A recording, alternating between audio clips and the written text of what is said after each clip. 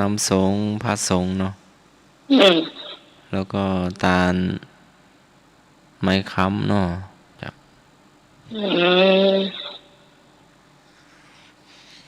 แล้วก็ได้ประกาศคณะสงฆ์คณะศรัทธาไปตบาแล้วเนาะ ว่างานส่งน้ำครูบาก็จะเริ่มวันที่21 เมษายน พุทธศักราช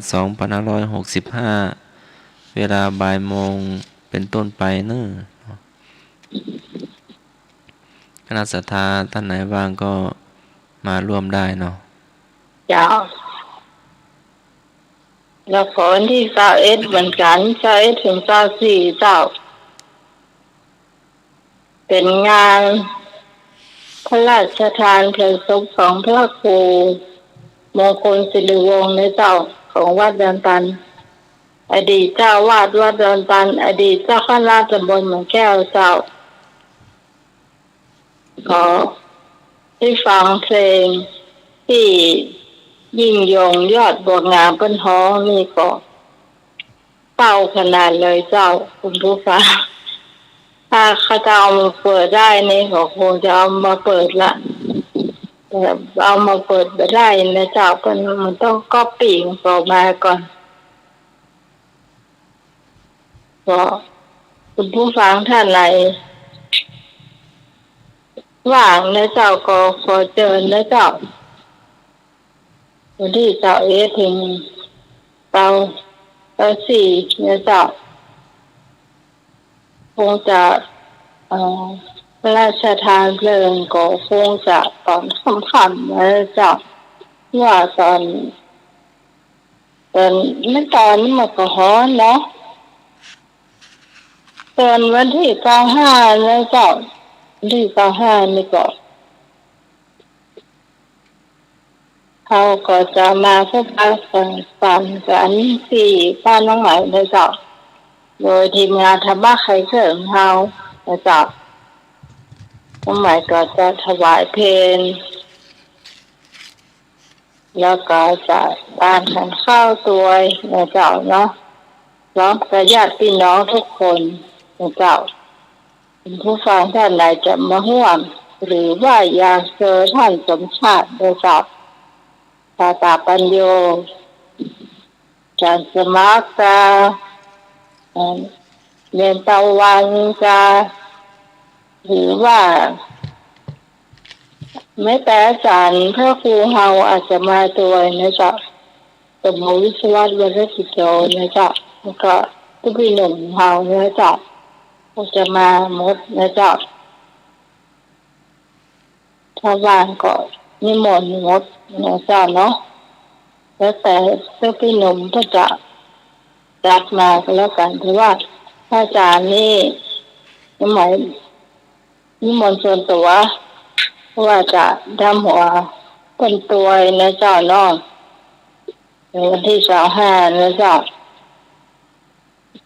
แล้วถ้าสมัครเนาะเจ้าเจ้าอย่างเดียวจำเนียนเอาลักมาก่อนอันสำเนียงเอาละคนอยู่ไกลอ่ะก่อนมันจะขัดข้องต้นเรื่องแรกคนอยู่ไกลเขาก็บ่อยากอันนั่นนะมันไกลล้ำไปอ่ะคนอยู่สมเหมาะกันแต่ละปีแขวนค่ะจะไปทำละอยากอ่ะนี่อยู่ไกลล้ำไปเราก็ไปอยากอันไม่ควรมาลำบากเนาะ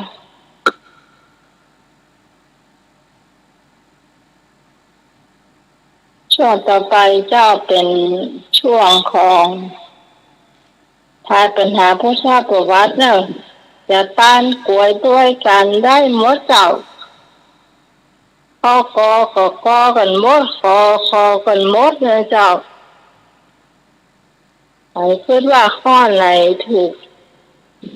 ก็เอาข้อนั้นก็แล้วกัน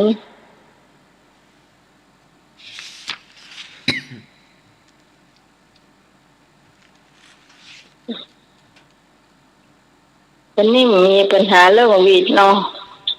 เจ้าเงียบแปลกมันก็เงียบปิ้ง เงียบ ติดเลย เพราะว่าวันนี้ใช้โนเกียบอกมอบประการเจ้ามันน่ามันเสียเวลา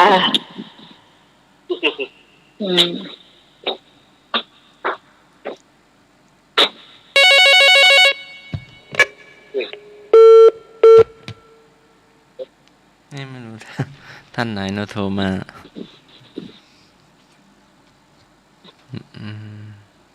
อาจารย์สมัครถามเลยอาจารย์ไม่พ้นมันแน่ใจเนี่ยเจ้าเพราะว่าวันนี้เป็นวันศีลด้วยเนาะ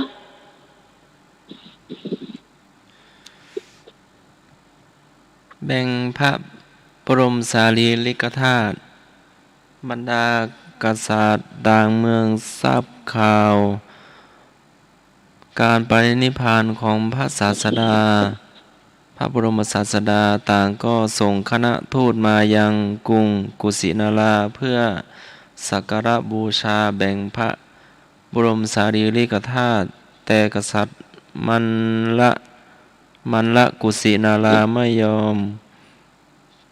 กล่าวว่าพระพุทธองค์ปรินิพพานในเขตคามของเราพวกเราได้พระรัตนะสูงสุดปานนี้จะไม่ยอมให้ส่วนแบ่งแก่ผู้ใดเป็นอันขาดโหนพราหมณ์สมัยนั้นโหนพราหมณ์เป็นผู้เป็นอาจารย์ของกษัตริย์ทั้งหลายได้เป็นผู้ตัดสินให้แบ่งพระบรมสารีริกธาตุออกเป็น8ส่วนกษัตริย์ทั้งหลายได้รับส่วนแบ่งนำไปสร้างสถูปเพื่อสักการะบูชาในเมืองของตนและจัดฉลองเป็นงานใหญ่กษัตริย์มคธสร้างสถูปในกรุงราชคฤห์กษัตริย์ฤชวีเวสาลีสร้างสถูปในกรุงเวสาลีกษัตริย์กบิลพัสสร้างสถูปในกรุงกบิลพัสกษัตริย์อัลละกัปปะสร้างสถูปในกรุงอัลละกัปปะกษัตริย์มันละกะกุสินาราสร้างสถูปในกรุงกุสินารากษัตริย์มันละปาวาสร้างสถูปในเมืองปาวากษัตริย์รามคามสร้างสถูปในเมืองรามคามกษัตริย์เวทททีปาสร้างสถูปในเมืองเวทททาทีปากษัตริย์โมริยะปิปะภาลิวันสร้างสถูปในบรรจุพระอังคารเท่าฐานในเมืองปิปะภาลิวันโหนพราหมณ์สร้างสถูปในจุทะนานทองคำที่ตวงบรมสารีริกธาตุลักษณะของพระสารีริกธาตุธาตุอย่างใหญ่ลักษณะคล้ายเม็ดถั่วเขียวสีทองธาตุอย่างกลางลักษณะคล้ายเมล็ดข้าวสารหักสีแก้วมุกดาพระธาตุอย่างเล็กลักษณะคล้ายเมล็ดพันธุ์ผักกาดสีเหมือนดอกอะไรกอสีดอกมะลิขอสีดอกบัวเอาตอบมาได้เลยเนาะพระธาตุอย่างเล็กลักษณะคล้ายเมล็ดพันธุ์ผักกาดสีเหมือนดอกอะไรกอสีดอกมะลิขอสีดอกบัวก็ดอกเหนียว ดอกบัวครับ กอสีดอกมะลิ ดอกมะลิ ครับ ดอกมะลิสีขาวเนี่ยที่เอาดอกมะลิเจ้าดอกไข่สีดอกบัวดอกไข่พี่พรเนาะ เจ้าไอ้นึกลบ เจ้า เป็นยังไง เอาดอกมะลิครับ สีดอกมะลิไอ้นึก เราคนใหม่เอาดอกมะลิเจ้า มีแล้วดอกบัวลุงนุยครับ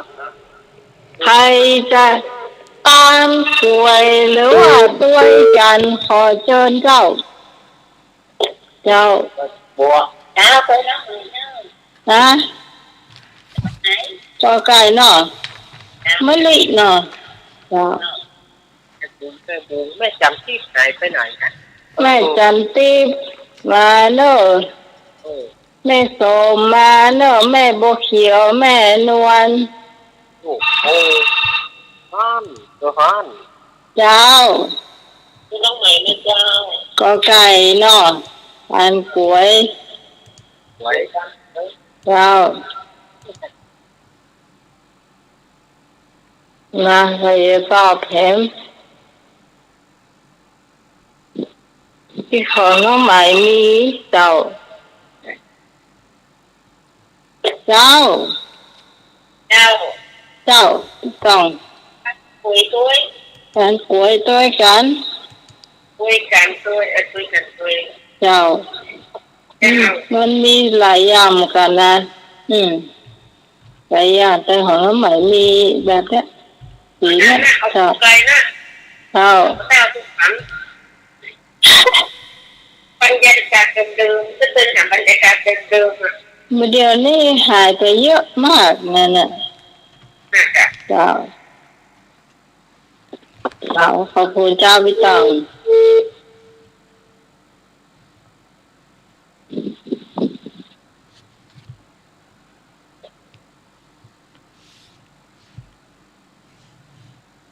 การขอยโดยการเป็นหมู่เป็นจุ้ม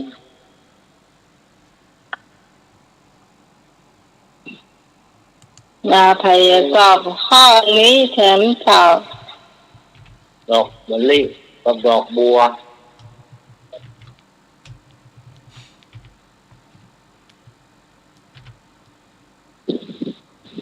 มันทำไมมีแต่น้อยสมัยก่อนล่ะเดี๋ยวนั้นมีเม็ดมันแต่ภาษาเนี่ย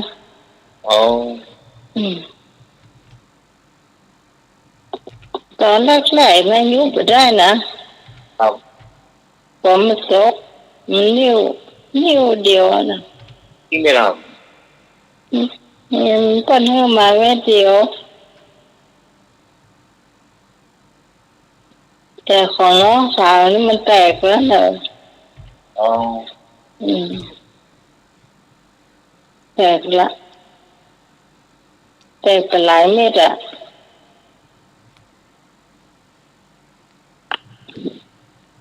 จากเม็ดเดียวคือเป็นหลายเม็ด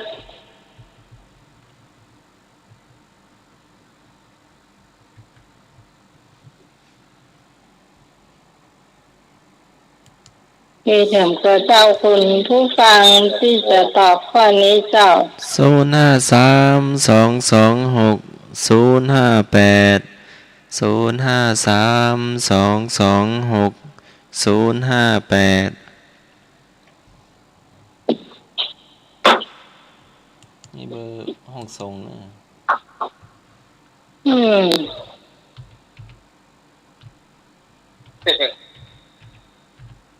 รอเลขหวยเจ้า58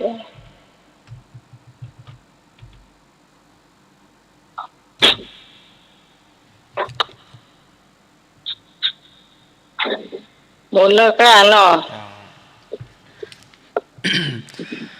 พระธาตุอย่างเล็กลักษณะคล้ายเมล็ดพันธุ์ผักกาดสีดอกมะลิข้อกอไก่แง่เห็นก็เราเคยมีเราจำได้เจ้า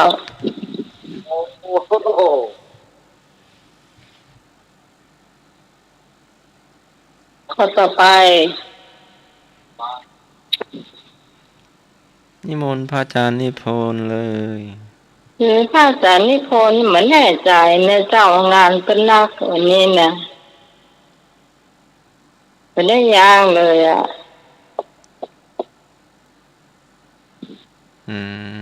ถ้าเพิ่นโทรมาก็ไปถามเนาะถ้าเพิ่นไม่ได้โทรมาก็คือเพิ่นบอกว่าเจ้าคำถามข้อที่2พระมหาบุรุษทรงบำเพ็ญทุกขกิริยาเพราะดำริว่าจะเป็นไปเพื่อหนทางใด กการรู้อดีต ขอการรู้อนาคต ขอการตรัสรู้ งอการถึงสุขติ ขอควายเจ้า อ่ะคอควายตัวเนอะคอควายตัวคอควา ไม่ ย เลยอ่ะ คอควายครับคอควายเนาะครับ เจ้า แล้วคอควายของวัดนี้ ขอว่าเกินอ่ะเจ้า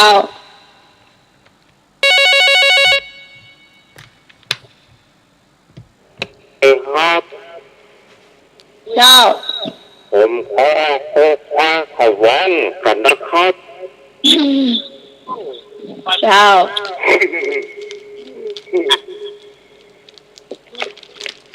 ขอควายเขาว้องเหมือนกัน เอาขอไข่ ใครมาตัวหน่อยพ่องก็ได้เนอะ เนอะ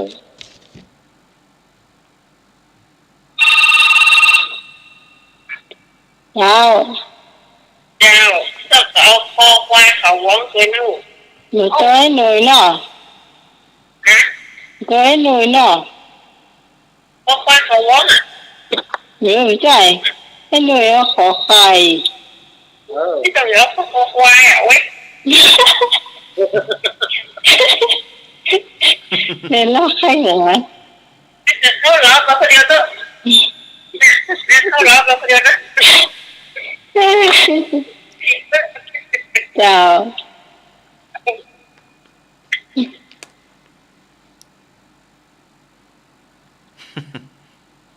ใครเหรอ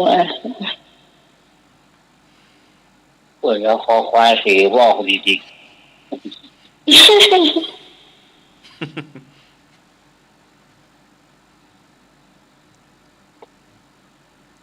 มาใครจะโทรเข้ามา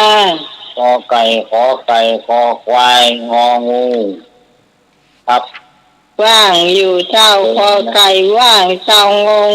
ว่างเจ้าพอไข่กับพอควาย 053 226058 คอควาย 053 120 525เจ้า 053 2058อ่ะโทรมา2เบอร์นี้เนอะสถาญาติโยมเนอะ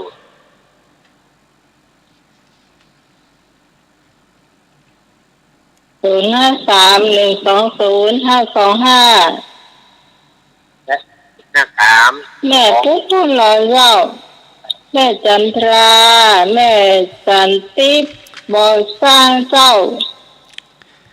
อ้าย พั เอ สุ ก รีบอสร้างเจ้า แม่จันติบ เจียงสามยอดเจ้าพี่สาวสุบาลี แม่ลำพูนแม่จันติบ แม่บัวเขียว นี่บัวเขียวโทรมาตะกี้เนาะ โทรมาตะกี้ น้าไหมหนุ่มเจเจ บอกล้อมบอก ค้างบัวแดงเจ้าบัวแดง พี่สาวตองแม่ลำพูนอ้ายธงชัย อ๋อเจ้าให้ธงชัยเลยเจ้า อ้ายเอกพะเยา ตัวมาได้เนอะสิ้นปีรายชื่อเหล่านี้จะมีทุกคนเจ้าเราจะเอามาจับฉลากรางวัลเนาะ ปีใหม่ถ้าจะ คนไหน เล่น จะ น้ำ ต่อเท้าตอกผ้าตา ไป เจ้า ทำบุญทำทานไปนี่ก้าน เจ้า แห่ไม้กำพ่องปักตุงพ่องเนาะ ครับ ไปขอพรผู้ใหญ่เนาะขอสินขอพร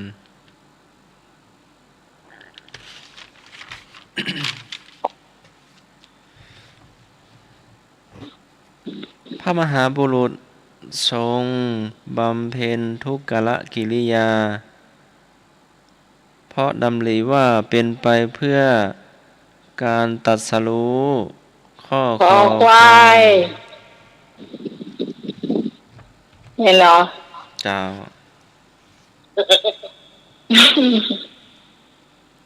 ถูกต้อง ข้อต่อไป ไป การทรมานกายให้ลำบากเรียกว่าอะไรกอการกอไก่ทุกขกิริยา ขอไข่การกิริยา คอควายอาการกิริยางองูอากับกิริยา การทรมานกายให้ลำบากเรียกว่าอะไรก็ทุกขกิริยา ขอการกิริยา คออาการกิริยางออากับกิริยา ขอไข่โง่ครับ ข้อนี้กอไก่ ขอไข่โง่สวัสดีครับ เจ้า ผมอยากขอไข่โง่ครับทุกกละขอไข่ครับ มั่นใจเนาะ เจ้า มันแน่ใจเหมือนกันเลย ต้องลากตัวเต่าวันหน่อยนึงหน่อยเจ้า คำถามพุทธประวัติข้อที่สองเนาะ เจ้าฮัลโหลเจ้าเจ้าเจ้าแม่บุญกอไก่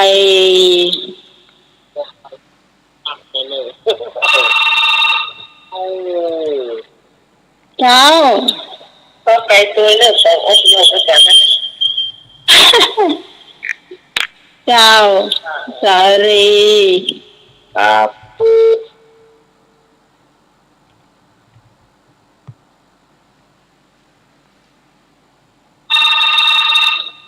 ต่อไปเจ้าเขาขอไก่หัวที่หมอนเนอะ เฮ้ย มาแล้วมาแล้วพยาวเจ้าพระดาทองชัยเจ้าไม่อ่อนมาเลยเขาพลืมไอ้บาทองชัยถูกปะ ไม่หรอก เจ้าเอาขอไก่กันนะลูกเจ้ายาไปเลยประจานไปทุกลากยาสาดน้ำแดงแบบเดินนะเจ้า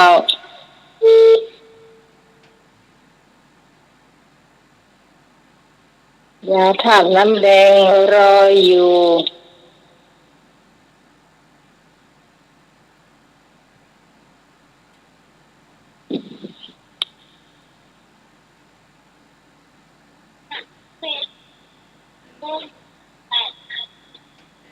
4:38อยู่เดี๋ยวลุยลาแล้วเนี่ยผู้ลูกเก้าอ่ะ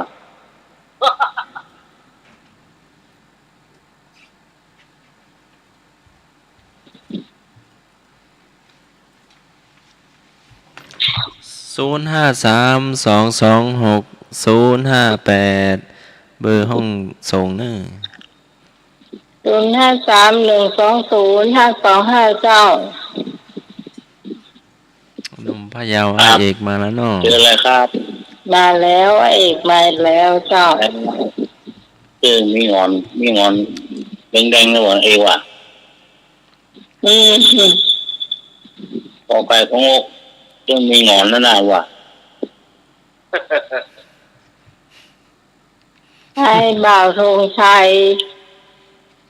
เพิ่นเคยมาโอนในรายการว่าคนทั้งบ้านผมเนี่ยที่เล่าเขาขึ้นไปขึ้นมาเดี๋ยวไข้หวานเลยครับ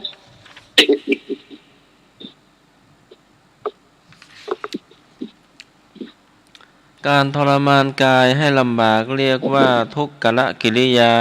ข้อกอไก่ เห็นไหมถูกต้อง โอ้โอ้ เต็มข้ออ่ะ ใช่ไหมบันดีนะ พระโพธิสัตว์บำเพ็ญบารมี30 ธาตุครบบริบูรณ์ในพระชาติใด ก็พระมหาชนกขอพระมโหสถขอพระเตมีงอพระเวสสันดร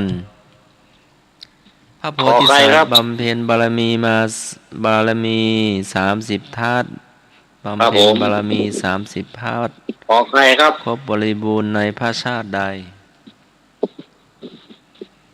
ลุงหนุยขอไข่พระ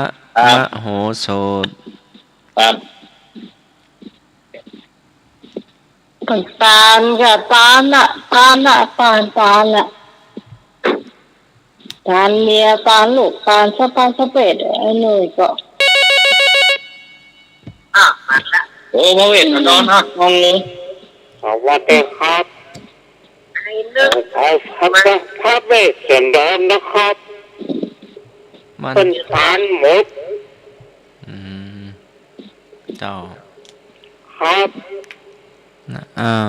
ลุงนึก ครับ ลุงนึกผู้ช่วยท่านตาลหมด คือพระเวสสันดรท่านนายจะ เจ้า จะโต้ยจะอันยังก็ได้ เจ้า พองงู แม่บุญงองูเนาะ งงู พระเวสสันดร เวสสันดร กอไก่ มาอยู่ง แต่ งู เจ้าโลกยังไม่ใจเสื้อ ขอไข่พ อยู่ ระ ละ มโห ไป ส อยู่ ถ อยู่งงูละ คอควาย โอ้ พ ย ระ ย้าย เต ไว้ มี บอกละ ก็ได้ ลุงหนุยขอไข่เนาะ สะดุ้งสะเด็นหรอก เจ้า พี่ต้นเอางูได้เลย เจ้า เอาแค่บุคคลหลวงนะ เจ้า อย่า ง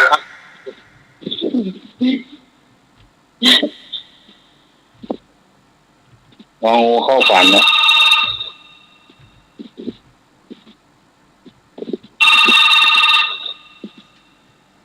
เจ้า จะได้หายกับงูคุณนะเจ้า เจ้าจริงๆถ้าเอาท่องนะมันจะมีคำว่าสานาปาลามิสัมปันโนอุปปาลามิสัมปันโนปารามัตถปาลามิสัมปันโนไมตรีเมตตากรุณามุทิตาปิฆาปาลามิ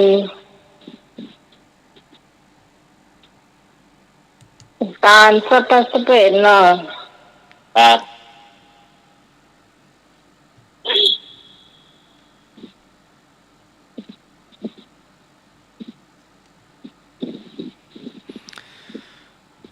เอาสายบดดัก พระโพธิสัตว์บำเพ็ญบารมี30 ธาตุครบบริบูรณ์ในพระชาติพระเวสสันดร งองู โอ้ อืม เวสสันดร โอ้ กัน วันนี้ถ้าเป็นนักเรียนเขาได้คะแนนเต็มเลยเนาะ ครับ เปิงเขาบอกเอาแบบเดิม ครับ หัวหน้าทีมกันทำก็ได้ เป็นนักเรียนอนุบาลหรือว่านักเรียนป.หรือว่ามัธยม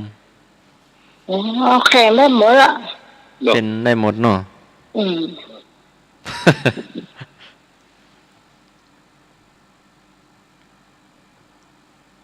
นักเรียนโค้งเขาก็แข่งอ่ะมึงจากก่อนมึงจากนักเรียนโค้งก่อน นักเรียนโคตร ไม่ใช่อันนั้นท่านสมัครอะ อ๋อ นักเรียนหลังกงกะ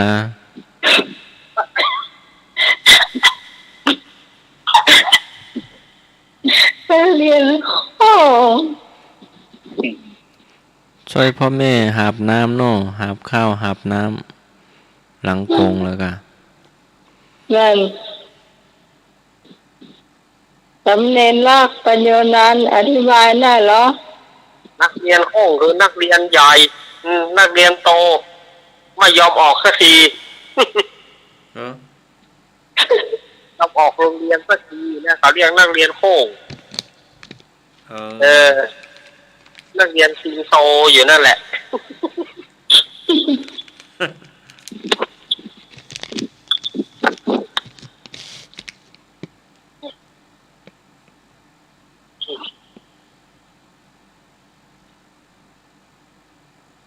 จ้าช่วงต่อไปเป็นนักเรียนห้องเวลาแล้วเลยครับ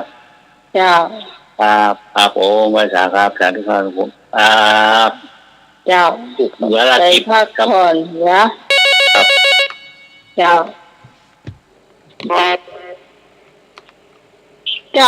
จัดนักเรียนหลังกงเลยเนอะนักเรียนห้องไปเจ็ดหลังกงท่านสมัครนั่นตลกอย่างเนาะโอ้โหปัดได้สมัครมันตลกช่วงต่อไปเป็นช่วงสำเนียงลากปัญโยนันท์เล่านิทานนะเจ้าวันนี้เป็นวันแห่งเทศกาลปีใหม่หรือว่าสงกรานต์วันนี้ความจริงถ้าตามภาษาราชการเปิดจบตะวาละแต่ว่าด้วยของปื้นเมืองเฮาหรือว่าเมืองเหนือล้านนาเฮานี้ก็ยังต่อไปได้แถมนะต่อไปได้แถมความจริงนะถ้าภาษาราชการทุกส่วนนั้นเปิ่นก็จบตั้งแต่15 13 14 15วันนี้เปิ่นก็ทำงานตามปกติแต่ว่าคนเมืองเหนือล้านนาเฮาถือว่าเป็นวันปากสีหรือว่าวันถลิงศกวันเปลี่ยนนักษัตริย์เปลี่ยนตัวเปิ่งวันผูกนี้เปิ่นก็ฮ้องว่าวันปากเดือนวันผูกนี่นะเปิ่นก็ฮ้องว่าวันปากเดือนวันปากเดือนนี่ก็คือไปดำหัวพ่อหลวงกำนันใหญ่พ่ออาจารย์มคณายกต่างๆวิยาวัจกรของวัดสมัยก่อนจะไปกันละแห่กองกันไปดับผู้รักผู้ใหญ่แบบนี้แต่ณปัจจุบันนี้ค่อนข้างว่าจะหายากยิ่งมาโดนโควิดยิ่งมาโดนโควิดนี่ก็ตัดพี่ตัดน้องกันไปยิ่งมาโดนโควิดก็ยิ่งว่าตัดพี่ตัดน้องตัดความเป็นมิตรตัดความเป็นผู้รักผู้ใหญ่ตัดไปนักหนาแต่บางที่เพิ่นก็ยังคงทำแต่แล้วที่จะไปดำหัวพ่อหลวงกำนันอย่างที่อาตมาว่าไปแต่เพิ่นก็ยังทำไปเรื่อยๆรดน้ำดำหัวก็จะไปเมษา30 เมษายนนั่นเป็นวันสุดท้ายแห่งการรดน้ำดำหัวแสดงว่าวันลงของปีใหม่หมดในวันนั้นวันที่30มีผู้ภาษาญาติโยมได้ฟังกันเนาะมาถึงนิทานในวันนี้ไหนเป็นช่วงของปีใหม่อาตมาภาพก็เลยจะเอานิทานเกี่ยวกับเทพบุตรองค์หนึ่งเนี่ยเป็นนิทานเรียกว่าคาถาต่ออายุนี่เนาะเพราะว่าจะได้ต่ออายุคาถาของญาติโยมพวกใหม่นี้ เรื่องนี้อาตมาภาพเพื่อจื่อเพิ่นว่าคาถาต่ออายุคื คือจะต่ออายุต่อดวงชะตาอย่างต่างๆเหมือนเฮากำไม้สลีมหาโพธิ์อย่างวันนี้เฮากำไม้สลีกันตาลไม้สลีบ่มีอาตมาเอ็นดูไม้สลีที่หน้าวัดอาตมาต้นมันใบใหญ่บ่มีเอาไม้ไปกำเปิ้นนี่เลยเอาไม้ไปกำเปิ้นกิมจี้อ๋อต้นประกำเจ้ใหญ่นะ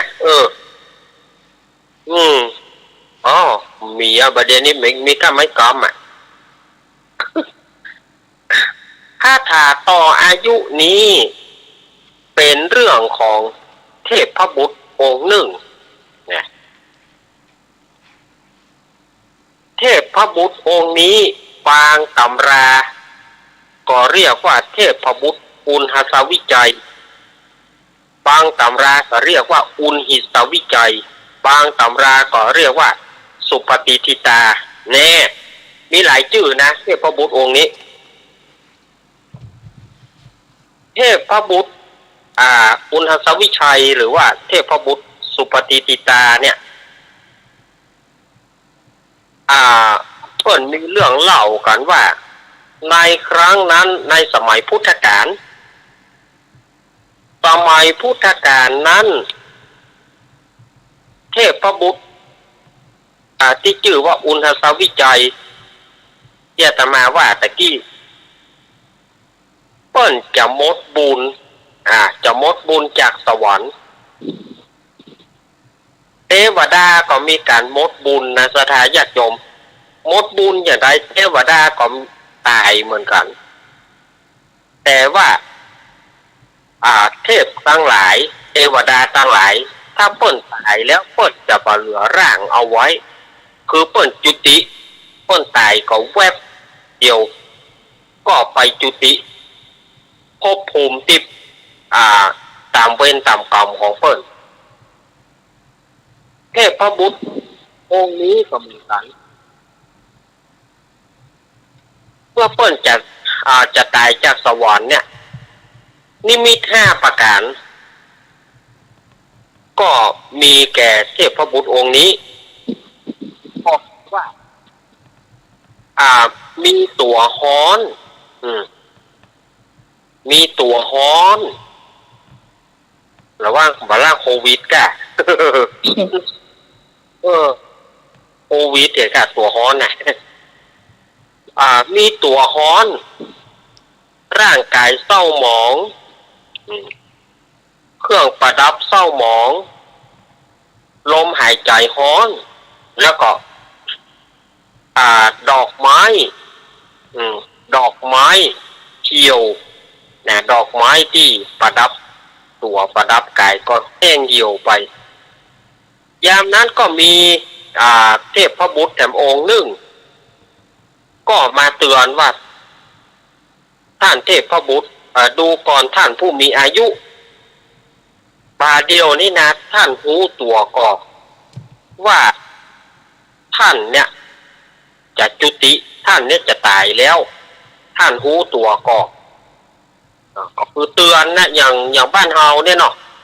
บ้านเฮาถ้าหันว่าคนเฮาแย่แล้ว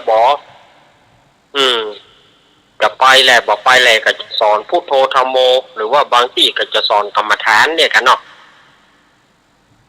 เตือนให้จิตตกอย่างเงี้ยกันเทพบุตรองค์นี้เข้าไปเตือนเทพบุตรคุณวิจัยบอกว่าท่านผู้มีอายุป่าเดียวเนี่ยท่านรู้ตัวก็ท่านจะจุติก็คือท่านจะตายจากสวรรค์แล้วแต่ว่าน่าสงสารเนาะเมื่อท่านตายจากสวรรค์แล้วท่านจะไปลงท่านจะไปตกลงนรกอย่างละขุมละ500 จาดโอ้ท่านจะไปตกนรกขุมละ500 จาดญาติโยมอันนี้เขาก็บอกให้ไปรู้ขุมละ500 จาด แล้วท่านจะไปเกิดเป็นสัตว์เดรัจฉานอย่างละ500จากดกสถาญาติโยมเช่นว่าเป็นงัว500จากเป็นควาย500จากเป็นช้างม้า500จากเป็นหมูเป็นหมากาไก่500จากนี่อยากะเป็นสัตว์จนถึงสมมาเตอจนถึงเป็นหนอนเป็นด้วงเป็นหนอนเป็นสัตว์เดรัจฉาน500จากงูเงี้ยวเขี้ยวขอแล้วก็ยามบัดเตื้อท่านจะไปเป็นเปรตท่านจะไปเป็นเปรตเป็นอสูรกายแถม500จากแล้วก็จะมาเกิดเป็นคนพิกลพิการเช่นว่าหูหนวกตาบอดแข้งกุดมือด้วนแถมอย่างละ500จาก500จากอันเนี้ยคือกรรมของท่านที่ท่านหลังจากที่ท่านจุติจากสวรรค์ท่านจะไปบังเกิดในสิ่งเราที่เขาว่ามานี้เอาเทพบุตรองค์นี้ก็เนี่ยใดเอาผมนี่นะท่านนี่แหละท่านจะตายละท่านช่วยเขาได้ก่อท่านช่วยผมได้ก่อช่วยป่าได้อันนี้ช่วยป่าได้แต่ละผมมาเตือนท่านด้วยความหวังดีผมมาเตือนท่านด้วยความหวังดีนะท่านจะต้องไปบังเกิดแอม7 วันท่านจะเที่ยงบุญละและท่านจะไปเกิดตามที่ผมว่ามานี้เอาล่ะด้วยความรู้ตรงนี้ก็บอกม่วนขอท่านเนี่ยได้ภัยจะช่วยผมได้บอกหู้นะบางทีพระอินทร์อาจจะช่วยได้เทพบุตร2 องค์ก็ขึ้นไปหาพระอินทร์ขึ้นไปหาพระอินทร์อยู่จันทดาวดึงส์พระอินทร์ได้ฟังพระอินทร์ก็บอกว่าโอ้อีล่ำเหลือมันเป็นกรรมของท่านเนอะเขาก็ช่วยมาได้เมื่อช่วยมาได้เทพบุตรคุณสวิจัยเนี่ยก็ให้ว่าขอพระอินทร์จะมีวิธีใดพ้องที่จะช่วยให้ผมพ้นจากความตายแล้วพ้นจากความเป็นสัตว์เดรัจฉานก็ดีตกนรกก็ดีเป็นเปรตก็ดีอย่างเงี้ยจะได้ดีอย่างเงี้ยจะได้ขอท่านช่วยพ้องเตอะเฮานี่ช่วยมาได้แต่ว่าพระพุทธเจ้าอาจจะช่วยได้นี้พระพุทธเจ้าอาจจะช่วยได้ท่านก็ขจายปลาผมไปเฝ้าพระพุทธเจ้าคำเตอเจ้าพระบุตรนี่กลัวตายหรอกอันพระอินทร์จัวปลาผมไปเฝ้าพระพุทธเจ้าโดยด่วนเตอ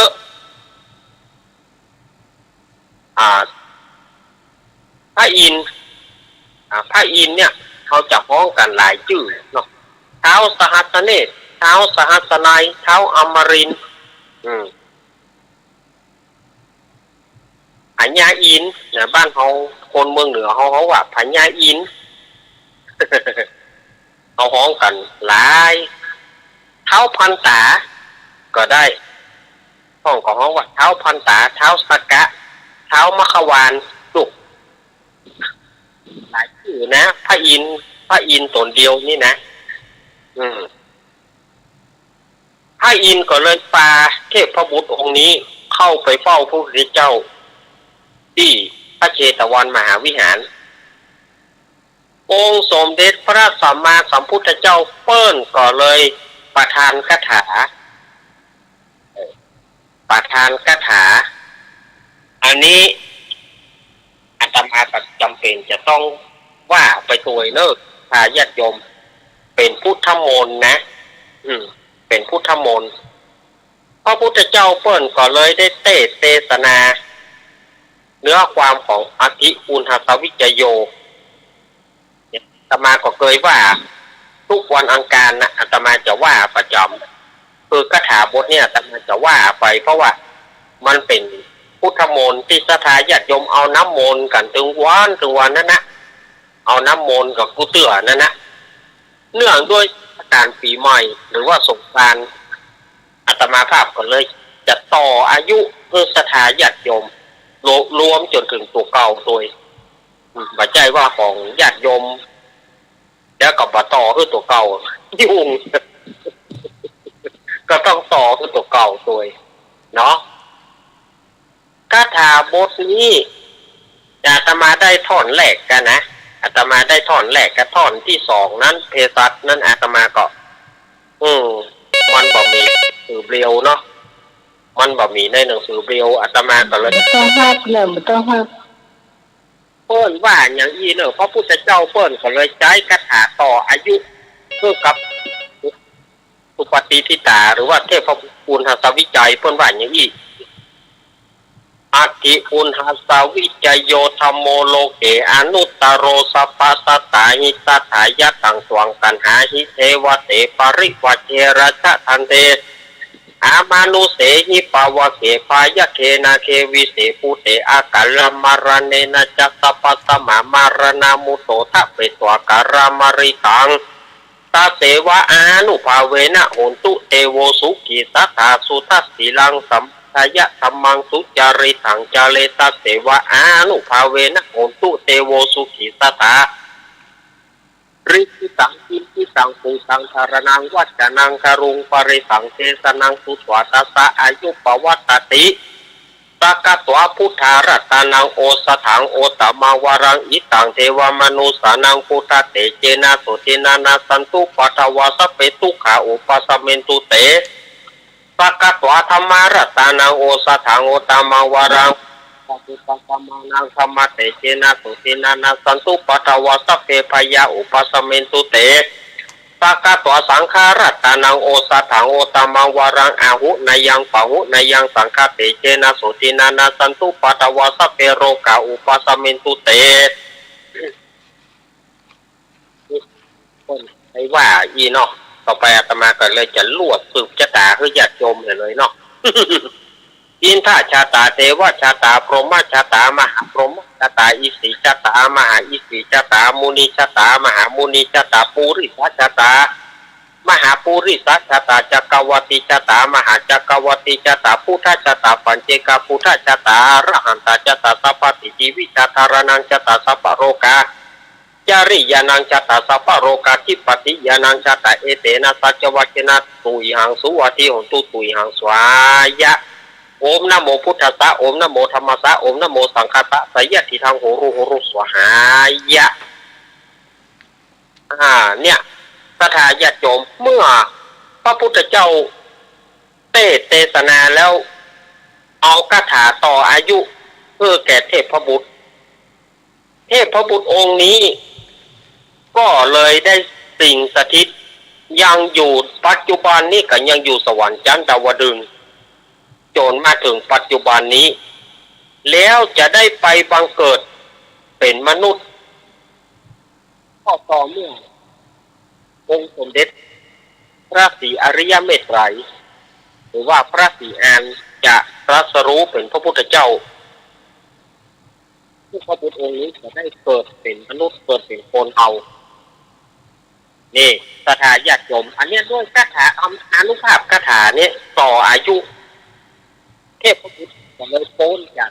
นรกพ้นจากเดรัจฉานพ้นจากเปรตอันนี้ด้วยคาถาการต่ออายุอาตมาได้เอาคาถาบทนี้แล้วก็นิทานบทเนี้ยมาเล่าให้ศรัทธาญาติโยมได้ฟังวันนี้ก็ขอเป็นภรวะปัจจัยขอเป็นภรวะปัจจัยนำเข้าสู่อายุวันนะสุขภระปฏิภาณธนสันสมบัติเทพบุตรมีอายุมั่นยืนยาวเหมือนเทพบุตรองค์นี้ขอศรัทธาญาติโยมเอาทั้งหลายอยู่ดีมีสุขเทศกาลใหม่ปีเก่าผ่านไปปีใหม่เข้ามาศรัทธาญาติโยมประกอบวันนะสุขภระปฏิภาณธนสันสมบัติอายุเพื่อยิ่งยืนนานพ้นจากโควิด-19 พ้นจาก โรคภัยไอวาหรือว่าโรคแห่โรงกินนี่เนาะคนพื้นเมืองโรคระบาดโรคแห่โรงกินก็คือโรคโควิดเนี่ยเมื่อมันระงับกับหายไปจากหนักเมื่อเป็นเบาจากเบาเมื่อเป็นบางจากบางเป็นจางจากจางเป็นหายไปอันนี้ขอฝากไว้กับศรัทธาญาติโยมเนอแต่ข้อสำคัญอย่าประมาทกาดอย่าตก เนี่ยอย่าประมาทกาดอย่าตกอันนี้ก็ฝากกับญาติโยมไว้เนอ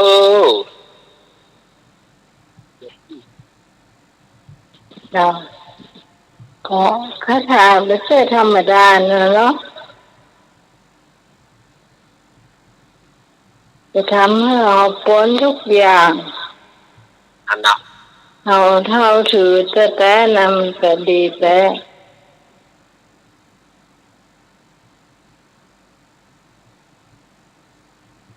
ก่อนสมัยก่อนนั้นปัญใจจะถ่ายนั่นเลยเนาะ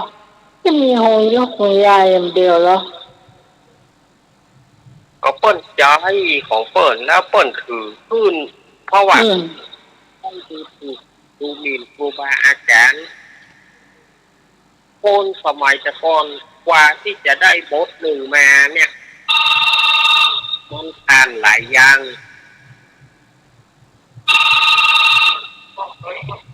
เจ้าเจ้าที่ต้องหานะโอ้เจ้ามีเด็กภาษาแบบผู้ชาย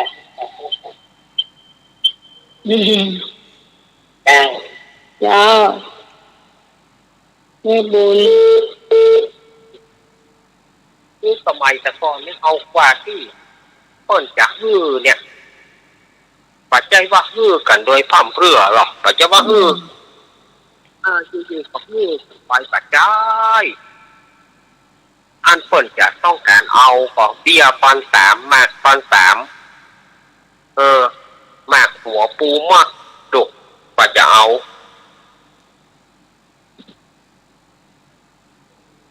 ปัจจัยว่าฮือกันโดยไปโดยภาระการยังบ่เดียวปัจจัย เนี่ยแต่ก่อนกว่าจะซับมึกนี่เพื่อซับไปตัวคาถาซับเป็นตัวนั่นตัวนี้หูซับตัวนั่นตัวนี้อ่ะแล้วประเดี๋ยวเนี่ยซับกันไปนี่อย่างเท่ดีไปเพ้นไปอย่างเบาอ่ะมันเดียวนี่มันได้ละไปทำงานยากเลยซับซับแล้วก็บอกหูความหมายบางคนเชื่อได้อ่านละอ่อนเดียวนี่นะบางคนหนุ่งเสื้อก็บ่ได้มันฮ้อนน่ะอย่างบ่ฮู้ก็มันไปซับอันอย่างมาบ่ฮู้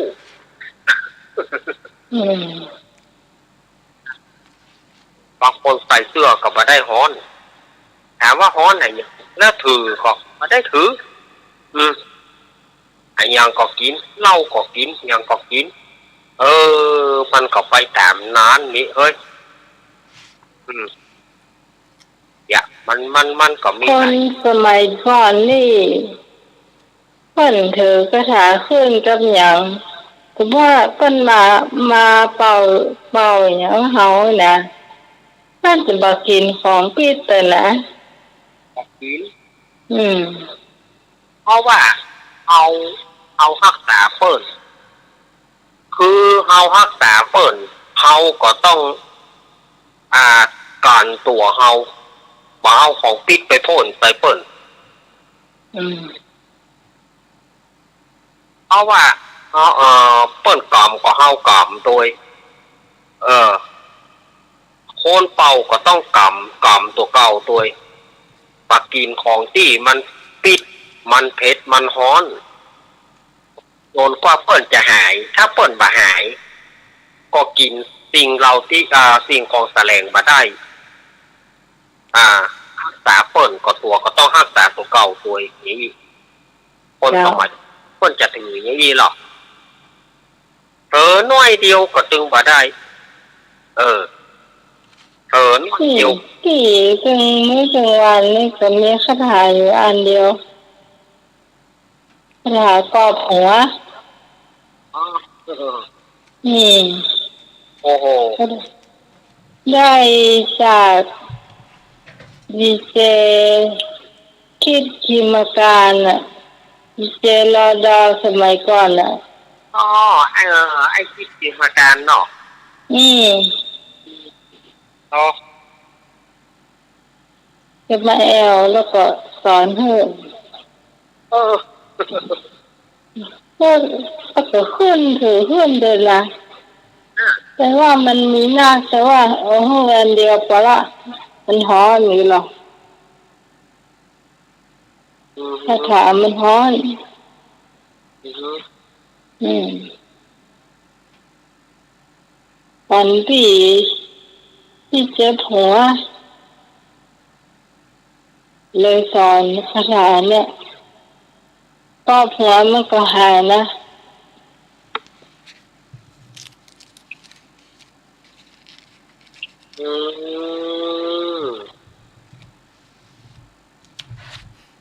แต่สบายเป็นไข้เป็นหมอยอ่ะเขากอบคนอื่นก็หายประมาณ2 เดือนนะหายละ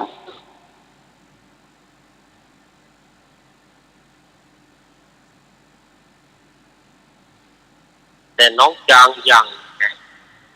สิ่งที่น้องจางก็คือพอเขาหายแล้วเขาลืมเอาเขาจากเจ้าเขาไม่ชอบไปจับมันนะก็มันบอกเอาแน่แกมันแบบม่วนเฮาแน่แกพอจริงเฮาฮักษาคือเขา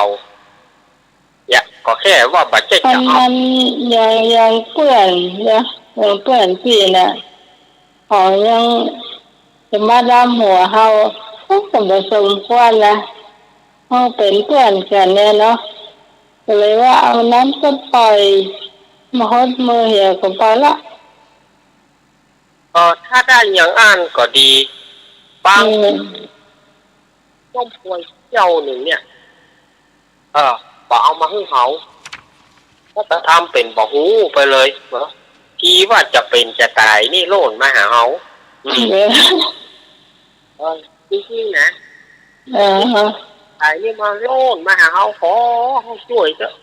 พอเขาช่วยแล้วเอาอย่างหรอกขอน้ำส้มปล่อยเกี่ยวเดียวไปได้เขาจะเอาอย่างมาเองครับเอาให้นี่ถูกต้องนะครับบางคนหาแล้วลืมเขานานนะผมเคยเจอแล้วครับมันเคยเจอแน่ครับ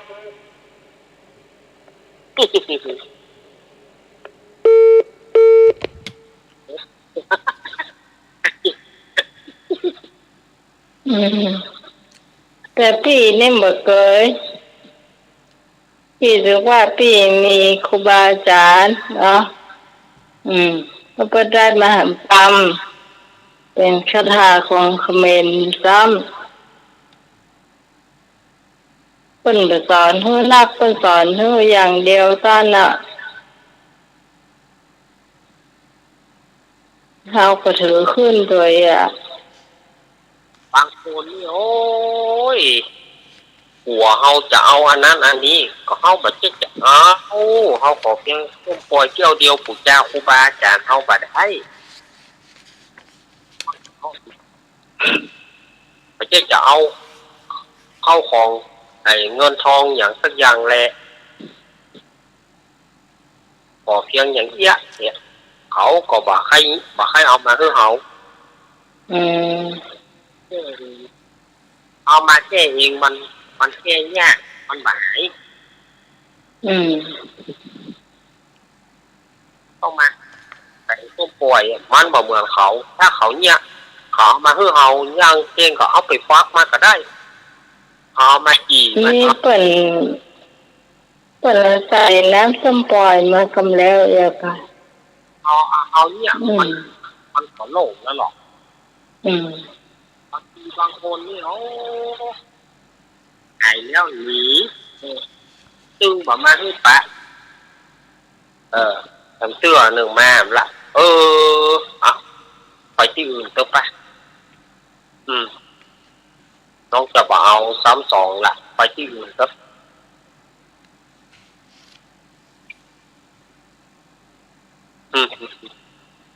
อาจารย์สมัครว่าไปแล้วอะไรเอ่ยอย่างดูอาจารย์สมัครมาได้อู้ก็เปิดอ่ะ แล้วช่วงต่อไปเป็นกับข้าวไปใช่ครับ ช่วงกับข้าวเราเจ๊ะเรา เดี๋ยวเดินร้านนั่นกัน ใช่อาจารย์สมัครไม่ได้พูดเปิด 5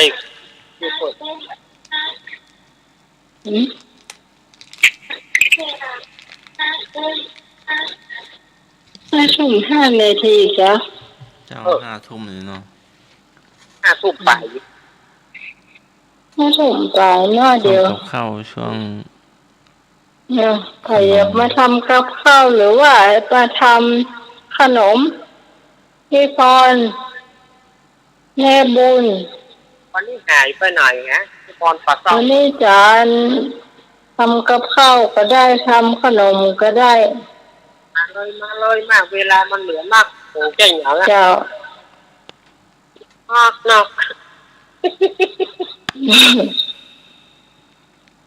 ขนมวงเวลาที่ว่าเขาอยากขนมวงเนาะ พระเจ้าก็ใส่ แต่ว่ามันคือนี่ได้กินแต่ว่า นั่น ติดแล้วหนึ่งได้นะที่เดียวที่อู้กัน อื นะ ม จ๊ะ อืม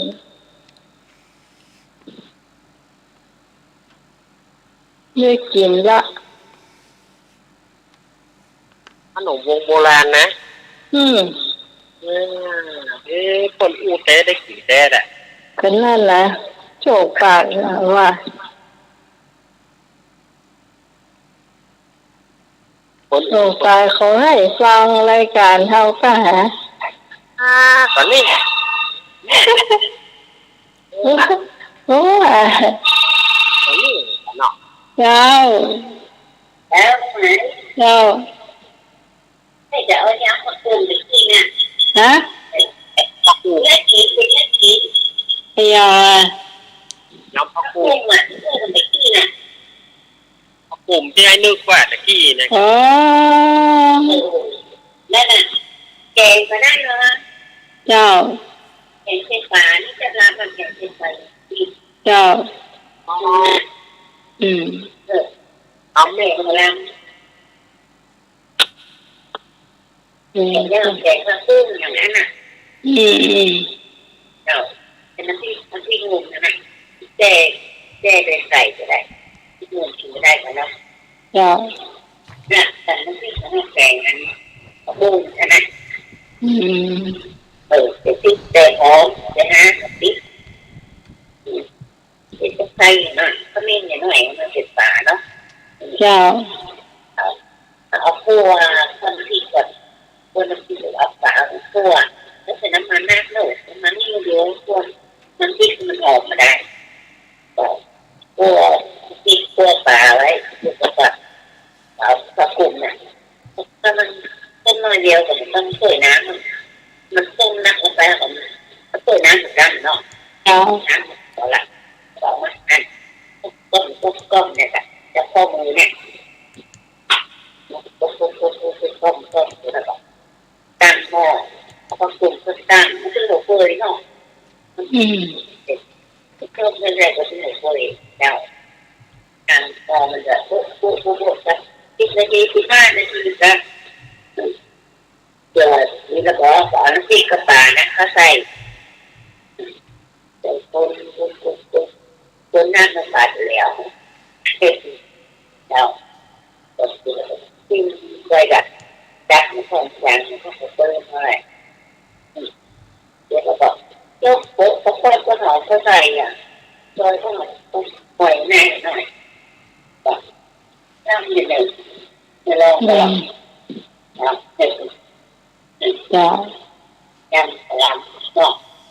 ยำขลาม คั่วก็ได้คั่วยังคล้ายกันแต่ยำเนี่ยมันต้องจ่าวก็คั่วยำมันอยู่อย่างนั้นเลยเนาะ เจ้า คั่วไปอย่างเดียวนะอย่างนั้นยัดแกง แกงยำนั่นน่ะจะเป็นที่หมูก็ได้ตอนนี้ที่แห้งเนาะอันนั้นเนาะเดี๋ยวขาเนาะเอานั่นน่ะที่ยำกับคั่วน่ะมันที่มันเดียวกันยำกับคั่วเจ้าจะเป็นที่หมูก็ได้เอาพริกคั่วนะเอาพริกคั่วเดี๋ยวเราก็โรยซักคั่วแล้วหั่นเป็นน้ำหน่อยมันมีน้ำแก่ๆดีเนาะเจ้าคั่วน่ะยำตัวนี้กันนะพอต้องหอมป้อมนี่แล้วหอมบัวเนี่ยเหมาะอยู่เจ้าตกกันยังนะเจ้าเนี่ยอันขั่วผักกุ่มยำผักกุ่มแกงผักกุ่มเจ้าแล้วนะยักษ์แต่เราก็เพาะเลยอันน้องอ่ะยำสะปะแห้งปลาสะเด็ดนะเนาะสะเด็ดดีล่ะจ้ะเอามากับนะเหมาะเลยค่ะจ้ะสะเด็ดตัวใหญ่ๆเลยปลาสะเด็ดที่มันโหที่เป็นท้องว่าปลาหมอไหมไม่ละปลาหมอเพิ่นเลี้ยงเลยตัวนั้นขนาดละที่5 ตัว1 กิโลไหมตัวก็เป็นที่5 ตัว1 กิโล180 บาทเจ้าเดียวได้มาถึงกี่บาทละฮะใหญ่จ้าคือกิโลละ180เจ้าตัวใหญ่ที่มันน่าโตเจ้าตัวใหญ่อย่างกับต้มเรามันกินมันน้อยอ่ะมันหอมคมอย่างนะจ้ะต้มนี่มันรักกว่าเลยตัวย่างปลาที่น้ำเหลืองนี่ตัวใหญ่ๆที่สุดก็เกิน3 นิ้ว3 นิ้วก็จะเหมาะละนี่จะหนักกว่านะก็4ก็จ้ะยังตัดต้มหน่อยตัดดอกมันน่ะพอใส่อะไรมาแล้วมีน้ำเปรี้ยวครับต้มเสี้ยนต้มเสี้ยนจ้ะลำน้องมักเขาต้มเสี้ยนแบบนี้เนาะจ้ะเป็นโซ่มันจะได้ตั้งติดกว่าลำนะกระแดงอ่ะกระแดงน้ำมันด้วยเดี๋ยวเนาะไม่หนักยากเนาะติดเจ้าขอบคุณเจ้าขอบคุณแม่บูพี่พรเจอมาแต่งอะไรยังเจ้าพรรับหรือยังวันนี้ดักวีขนมหรือว่าแกงก็ได้เจ้าวันนี้ดักวีดักวอยเนอะวันนี้ปิ้งเถอะสมศรีก็ได้เนาะแต่เจ้าก็หันว่าทำขนมมาแล้วก็เป็นลำไยใส่ข้าวค่ะข้าวเหนียวลำไยก่ะครับมีน้ำกะทิตัวนั่นแหละก่ะ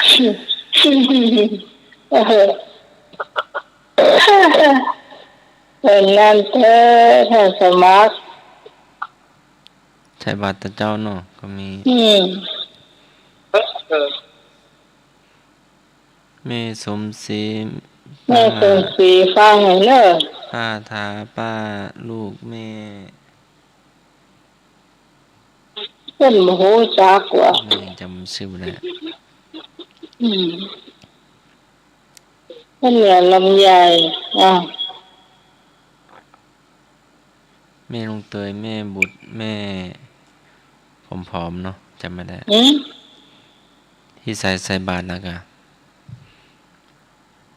เจ้าไปบิณฑบาตเหรอเจ้าวันพระ แถวบ้านตุลุงหนุ่มหลังโรงเรียน อืม บ้านยายจิ๋นบ้านป้าบุตร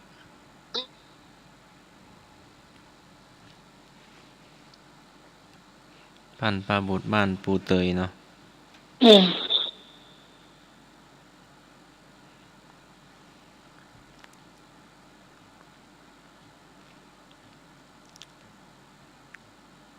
คนใส่บาตรนักอยู่ป่ะ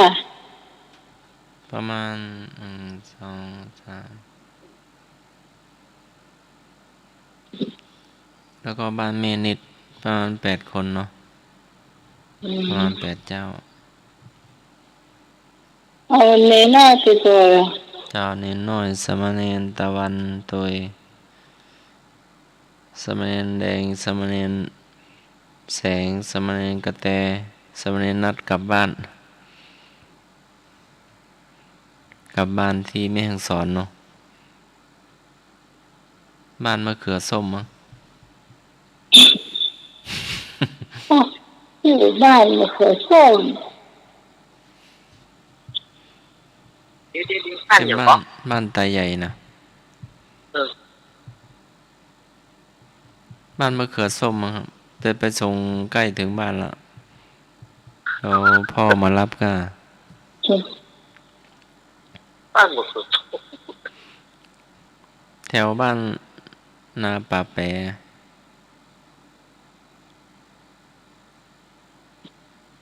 บ้านมะเขือส้ม อำเภอแม่ลาน้อยก็ อืม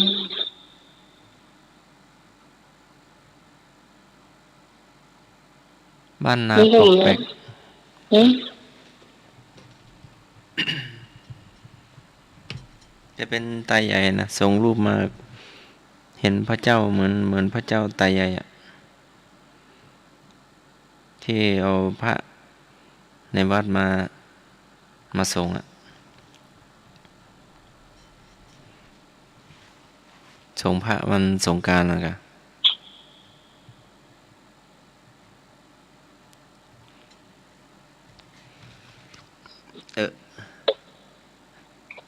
เอาช่วงต่อไปเป็นช่วงเราเจียเนาะ บะหมี่อะไรเชี่ย ถ้าหมักมีอยู่เนาะ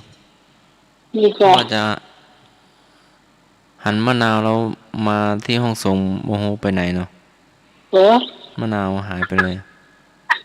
แล้วแล้วหาย เป็นหน่วยสุกอยู่นะ เอ้ยสิ แล้วมันเป็น แล้วหายประกาศอีกจ้ะ มาดูถุงย่ามบ่มี ประกาศเตือนเครื่องเสียงให้ใครเอามะนาวไปเอามาคืนเนอะ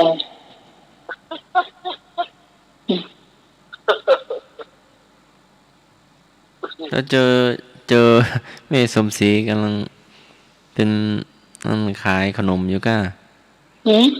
แม่สมศรีร่วมวัดไฟหินอ่ะ อืม เอาแม่ขายน่ะ ขายขนมอ่ะ อืม ก็ฟังรีบมาก็เลยไม่ได้คุยดีเนาะ อืม ก็กดทางมาลายเนาะเพราะว่ารถจะรอเนาะ ก็เลยรีบมากลัวรถนะกลัวรถท่านรอเนาะรอไฟเขียว ก็ไม่ได้คุยกับแม่สมศรีดีแต่ไหน จบไปหนึ่งเรื่องเนาะอีกหนึ่งเรื่องก็ พ่อกับลูกมันอุ้มมาเนาะอุ้มลูกมาโอ้วันนี้ฮ้อนแท้ว่ะไปอยู่ใต้ต้นไม้ ก็ยังฮ้อนว่ะ พาลูกน้อยเที่ยววัดเนาะ อืม เดินแอววัด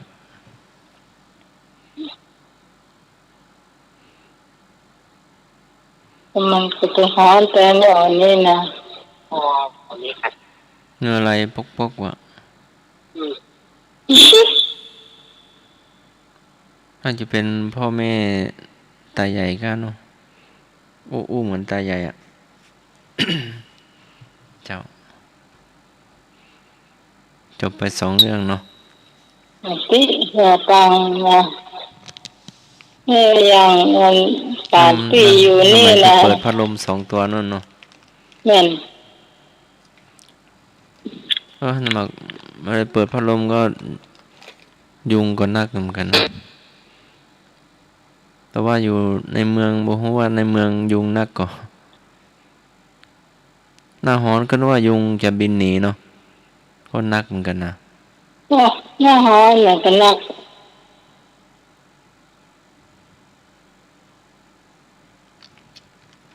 คือให้มันกินก็กินเลือดดูดเลือดเจ็บเหรอ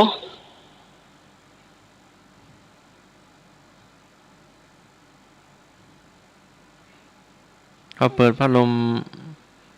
อีกข้างหนึ่งหันหลังแล้วมากัดข้างหลังเนาะแต่ข้างหน้าโดนพัดลมแต่ข้างหลังยุงกัด ว้าวมีตัว2 ตัว เราเจียไป3 เรื่องเนาะหน้าไม้มีกออาจารย์เอาลักมีกอ เจ็บไป3 เดือน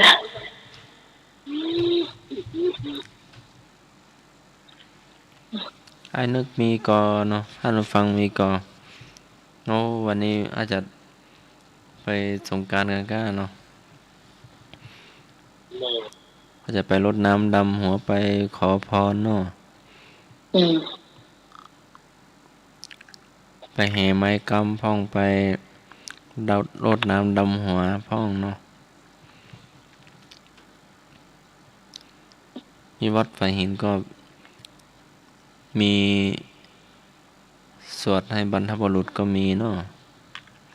บรรพบุรุษ วันเนี้ย เจ้าวันนี้ก็ที่บ้านตาจวบเนาะก็โยมอุปถัมภ์วัดเนาะก็สวดพระพุทธมนต์แล้วก็สวดมาติกาพระบางสกุลเนาะ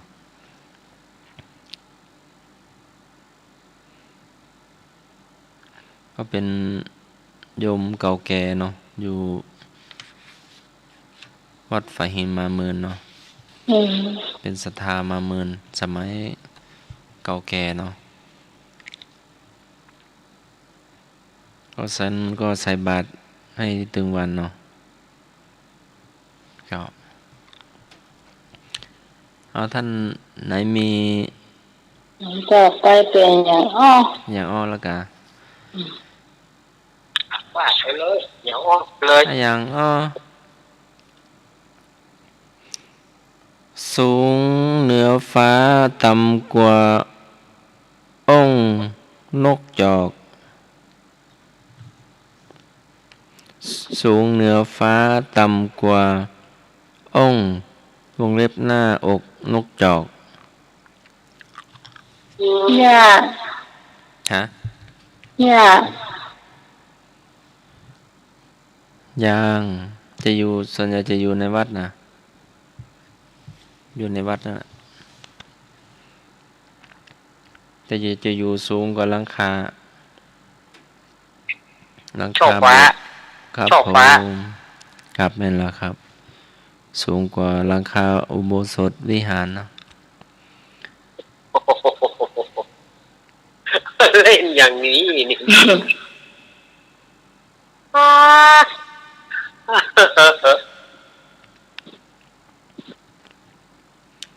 2 พี่น้องตีเม็ดไอ้นึกสายทางบ้านเนาะเป็นครับ เจ้า ผมขอถามมาเลยสักข้อนะครับมาเลยใหญ่เลย อะไรเอ่ยหอบพันน้ำหน้านอนหนูตามหลังหอบพันน้ำหน้านอนหนูตามหลังเอาล่ะมีหมอก านใส่สวยดอก พระเจ้าเย้หอบผ่านนำหน้านอนหนูตามหลัง พาลานานัง ใช่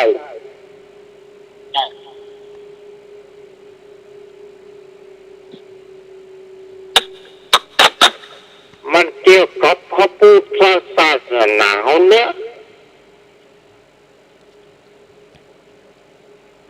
พระพุทธมนต์ พระเจ้าเย้ นี่ไม่มีชีวิตก่อนหรือว่า ผมได้บอกแล้วลูกพอผ่านน้ำหน้านอนหนูตามหลัง พระ เกี่ยว น้อย กับพระพุทธศาสนา พุทธศาสนา พุทธังสรณัง อาจารย์ครับ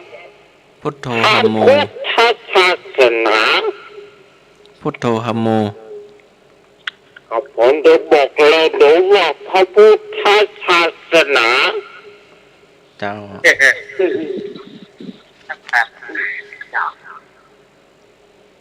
เกี่ยวกับพระพุทธศาสนาไอ้อย่างนี้พอพันพอพันกับพระพุทธศาสนาพอพันน้ำหน้านอนหนูตามหลังแม่นก็ครับ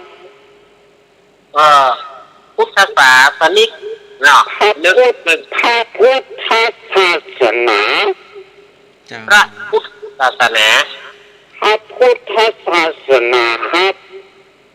อ๋อครับ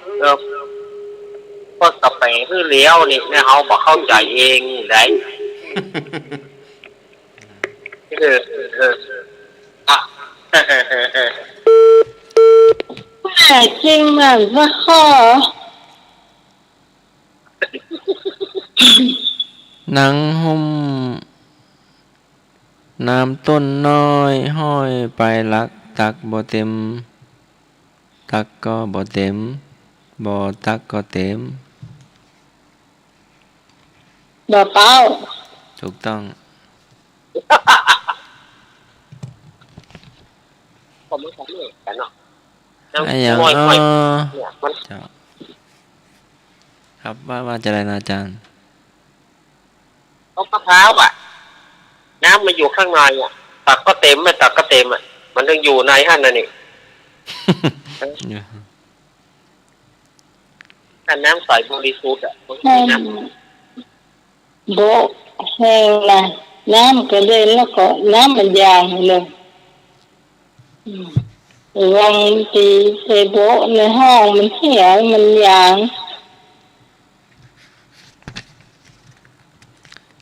ไอ้อย่างห้อยอยู่ตรงเตงข้างนอกร้องเพลงข้างในร้องไห้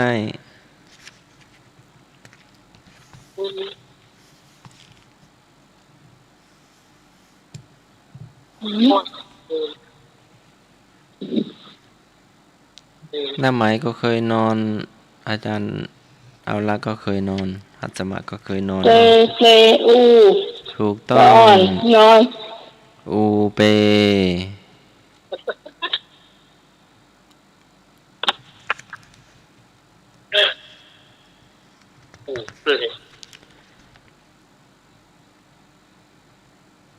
อ๋อ ไอ้อย่างมีลูกที่ตีนมีตารอบตัวไอ้อย่างมีลูกที่ตีนมีตารอบตัว เป็นเครื่องมือทำมาหากินเนาะ แหม ถูกต้อง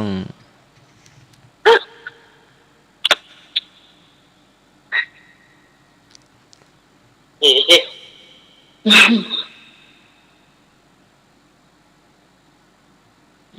ไอ้อย่างเอาผ้าพาดบ่าไปให้บ้านเปิ้นไอ้อย่างเอาผ้าพาดบ่าไปให้บ้านเปิ้น นี่เลยทราบเนอะ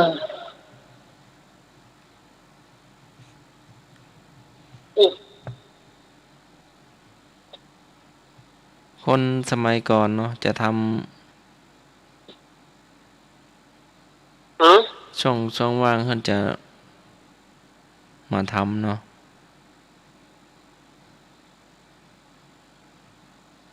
เอาภาพแบบไปไฟบ้านเปิดเนี่ย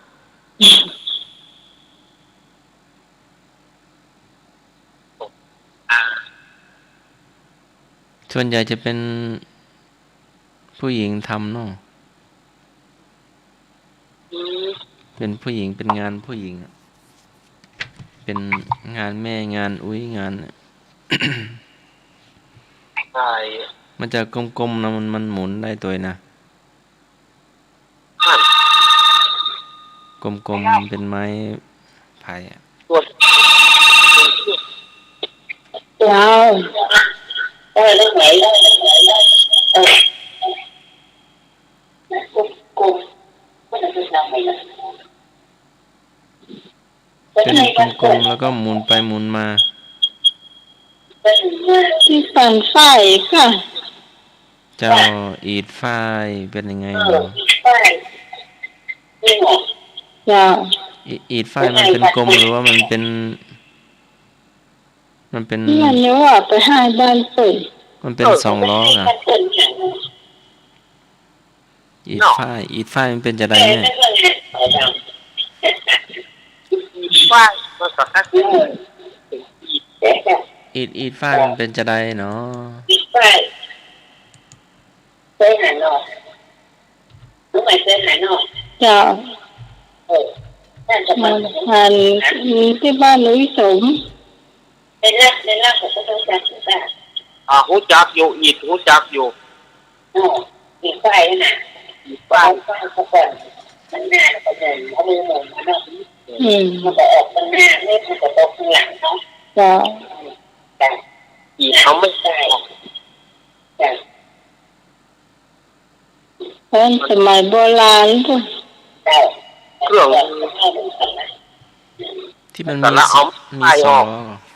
แต่ไฟออกเสร็จแล้วก็จะไปดีที่มันสู้กันเนาะ แต่ อีด แม่ของแม่เนี่ยเป็นเนี่ยขอโทษแต่ เจน แต่เด้อย าวไม่เคยหันสมัยน้อยๆละ แล้วมันกินมือหน้าไหมก่อน ไปใกล้กันเลยเขาเป็นละอ่อนคุณที่ใกล้ๆเหรอ ใช่แหละ ก็นึกว่าหน้าไหมเอามือไปป้อน ไปมีวันนิ้วจะไปเหลือว่ะ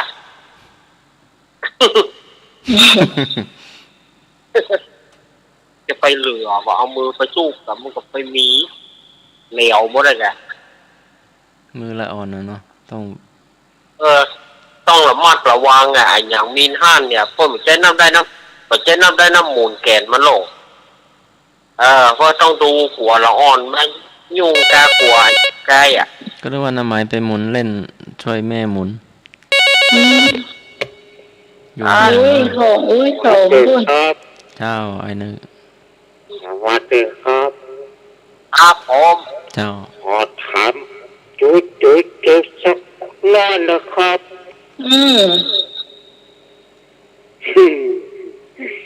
เพราะท่านสมัครเดือม่วนผมขอถามน้อนนะครับ ทำไมเลย ตอนน้ำมันหนาปูป่าตะคอนแข่งบ้านหมาจ้างมันจักขันจุด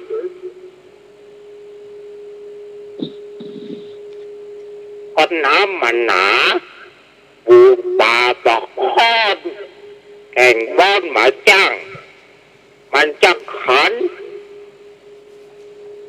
ขัดแต่หยัง พันปาก ถูกครับคันปากถ้าแก่งบอสป่าจังนะมันจะคันปากเจ้าขืน ยิงไปได้มาข้างกายแล้วกัน con nám mà nạp vụ bà tư mòn cảnh vó cả chẳng sắc bạc bướn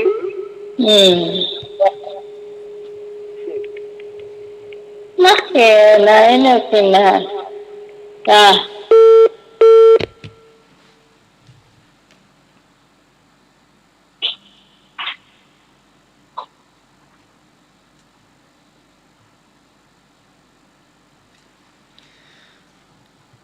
ไก่แม่แดงแทงรูช่อง ไก่แม่แดงแทงรูช่อง น้ำหมากก็ห่มลง คนเฒ่าบ้วนน้ำหมากลงช่องไม้เนาะช่องเฮือนแม่นก็ จ้า เอาบ่บ้วนใส่กระโถนกันนะน้ำไหม แต่ก่อนเพิ่นมีจ้องเหรอจ้องเป็นเพิ่นจะล่างเนี่ย เอาเพื่อลูกหลานเตียวไปเตียวมาแล้วแล้วก็ดู เพราะมัน น้ำมันมาแก่แห้งแล้วก็ con phải chơi cảnh cho ngăn lược nhớ ăn con tẻ po po áo bạc mon lon không lộp bay ổn lắm mà ui อืม มีปากฮะปากกระแดงไม้กระแดงอันเด็กจ้องมีหรอกเจ้าพ่องกับแปลงอันครับเอาไม้ออกมาเอาไม้ออกมาอีกกีบหนึ่งผลแล้วก็เอาไม้เขาอืดหูมันไม้เขาอืดหู คนสมัยก่อนนี่มีความคิดเหมือนกันนะมีจ้องด้วยมือพอมือหล่อนเห็นหน่อยแล้วจักขึ้นมา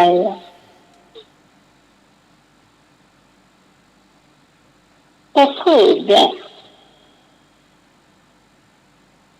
มันคือหูจ้อง ก็ อืม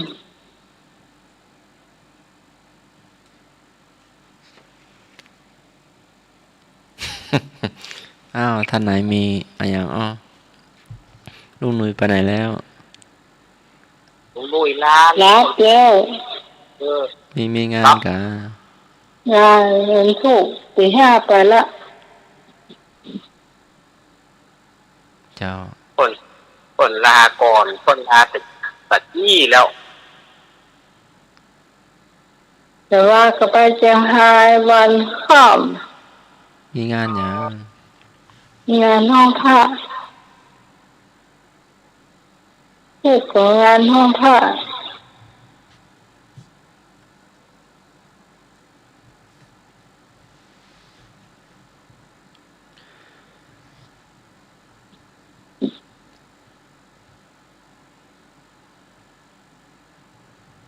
ห้องพระงานห้องพระ อย่างหน่วยสุกขั้วเหนียว หน่วยเขียวขั้วเปื่อย เป็นเกี่ยวกับคนเราเนาะ อืม เกี่ยวกับคนเรา หน่วยสุกขั้วเหนียว หน่วยเขียวขั้วเปื่อย เกี่ยวกับคนเราเนาะ หนังคนเฮาเนี่ยแหละผิวหนังคนเฮาเนี่ยแหละเออ ครับในนี้ว่าคนแก่อายุยืน คนหนุ่มสาวอายุสั้น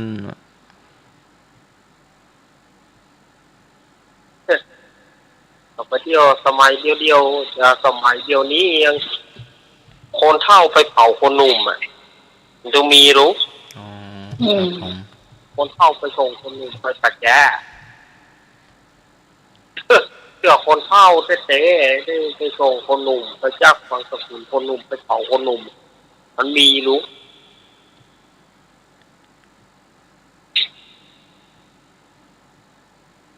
มันกลับกันอย่างเนี้ย ครับผม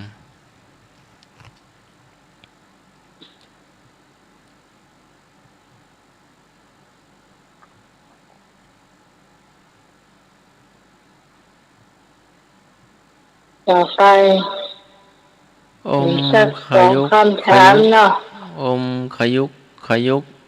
ทางลุ่มเป็นทุกข์ทางบนดีใจ เป็นทำมาหากินเนอะ คนเป่าปี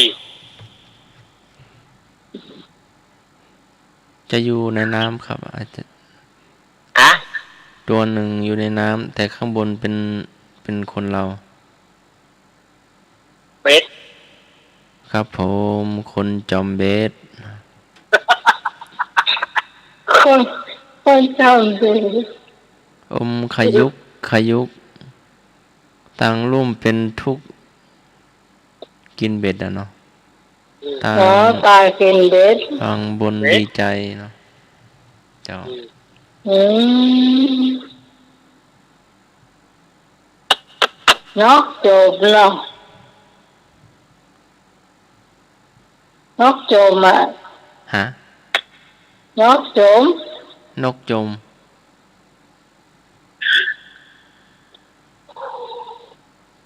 นกจม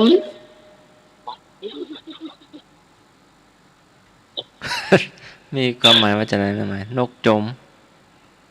นกจมพ่อมันจมอ่ะ นอกคนจอมเบ็ดเลยแหละ อืม คนจอมเบ็ด นอก นก ปลามันดี นกนี่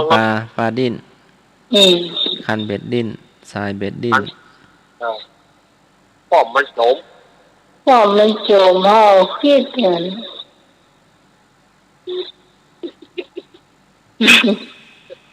ปลาขวิดกะ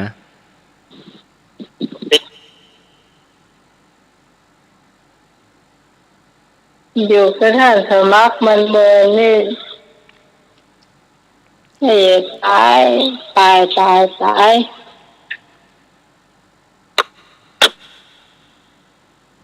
แล้วก็แต่เมืองเป็นเมืองกรรม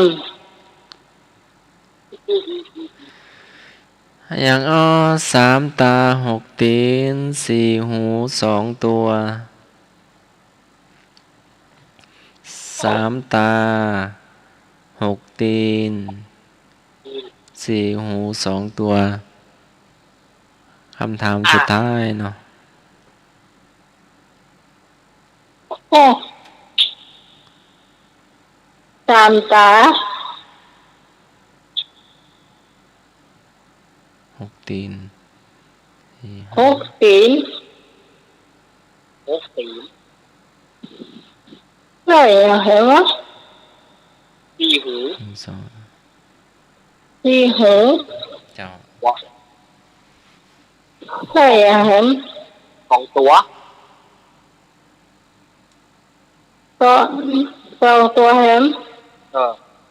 คนขี่ม้าอุ้มไก่ คนตาบอดข้างเดียวขี่ม้าอะ อ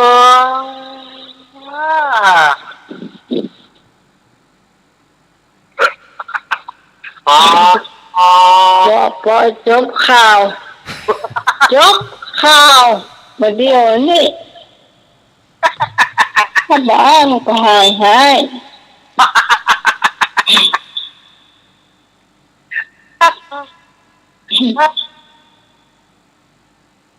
เนาะ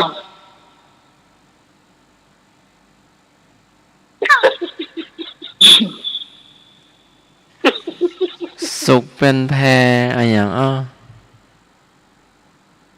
พวกกินแพ้กินก็ ดูหลังบ้านนาไหม เห ก็ รอ มีสุขเป็นแพอยู่บ้านนาไหมอะหลังบ้านอ่ะ อย่าง กล้วย ถูกต้องอย่าง หัวคำถามสุดท้ายอีกไม่บอกอ่ะเนาะเดี๋ยวเราสามคนนั่นนะได้รู้กันนะ เขาสามคนเนี่ยพูดใจว่าจะลงก่อนลุงหนุ่ยต้องลงก่อนเอาเขาจะหนีกับว่าแจ้งจะหนีล่ะ อืม เอาอย่างลงก่อนลุงหนุ่ยอะวันเอาเหนื่อยนี่ดอกอ้าวหนุ่ยสักลง ละไปละ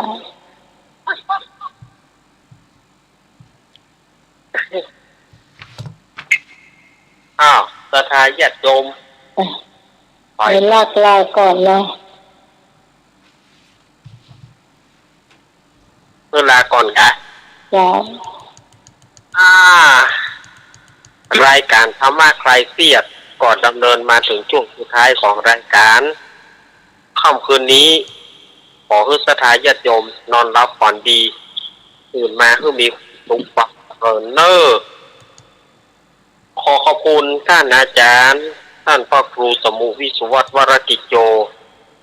ครับผมขอขอบคุณท่านอาจารย์สมัครยานาสีโลผู้ช่วยเจ้าวาดครับผม ครับผม ขอบคุณที่พิสมัยนักเนอที่เอื้อมบุญขอบ ยา คุ ว ณญาติโยมทั้งหลายเนอที่ได้ฟังรายการนี้ได้ดีโดยดีเสมอมาพรุ่งนี้ปะกันแถมใหม่คืนนี้รับดีฝันดีอาตรีสวัสดิ์อายุวันโนสุขังพระลัง จ้าคือเจ้าสมาเจ้า อัตตาหาเวชิตังเสยโยชนะตนนั่นแหละเป็นดี ขอกราบนมัสการและขอเจริญพร ยาวสำหรับค่ำคืนนี้ ขอบคุณคุณผู้ฟังทุกเสียงทุกสายที่มาช่วยกันจัดรายการคุณผู้ฟังท่านไหนที่ยังมารับกันนอนเพื่อนะเจ้าจะดูแลสุขภาพคุณผู้ฟังให้ดี แล้วก็ถ้าชื่นชอบรายการนี้ก็วันพรุ่งนี้เจ้าอย่าลืมติดตามกันต่อไปสำหรับวันนี้ต้องขอบคุณพระอาจารย์พระครูสมุวิศวะดุรกิจโจผู้อำนวยการสถานีผู้ควบคุมเสียงเรื่องเพลงคุณผู้ฟังได้ฟังด้วยสำหรับพระเจ้าพิสมัยสุริยดรจากบ้านดอนตันตำบลเหมืองแก้วอำเภอแม่ริมเจ้าวันนี้ลาคุณผู้ฟังไปก่อนอาจจะไม่เต็มร้อยเท่าใดเจ้านี้เจ็บลิ้นเจ้าคุณผู้ฟังถ้าฟังดีๆเนี่ยก็คือจะเจ็บลิ้นมากเลยนี่กินหวานนักไปหน่อยเจ้า